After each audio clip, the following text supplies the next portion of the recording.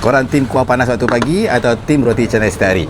Kalau dah bosan breakfast biasa-biasa, kita belajar satu spot sarapan yang memang ngam layan pagi-pagi. Dekat mana lagi kalau bukan dekat Mak Kimbong. Ramai tak tahu, selain menu kampung dan lauk tengah hari, kat sini pun ada aneka menu bersup tau yang memang padu. Lagi-lagi kalau pagi sejuk, baru bangun tidur, tekak tu nak benda berkuah panas, memang kena datang sini lah. Korang boleh pilih ikut selera. Nak bihun sup ke, nak mi sup ke, ataupun nak kuih tiaw sup pun ada. Ini versi sup utara tau, korang tengok dia ada sambal hitam, dia ada sambal merah. Lepas tu topping dia pula, korang boleh pilih ikut mood pagi tu. Nak yang klasik dan selamat? Okey, ambil ayam. Isi lembut, kuah panas-panas, memang ngam. Kalau korang jenis suka lagi power, ambil daging ni. Okey, lagi puas makan, lagi terasa padu dia.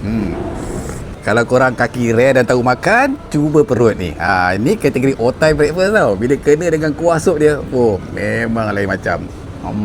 Kuah dia pula cukup rasa, panas-panas beruap, hirup pagi-pagi terus rasa segar badan tau. Sekali makan terus rasa macam ini barulah sarapan. Jadi kalau korang cari pot breakfast lain daripada yang lain, datang je ke Mak Kimbong. Yang ini baru 3 daripada pelbagai aneka menu breakfast yang ada ke Mak Kimbong tau. Dan nak beritahu, sup ni kita serve korang bukan pagi je, bukan untuk sarapan saja. Okey, sampailah pukul 5 petang. So guys, jemput datang dan jumpa korang dekat Mak Kimbong. Assalamualaikum.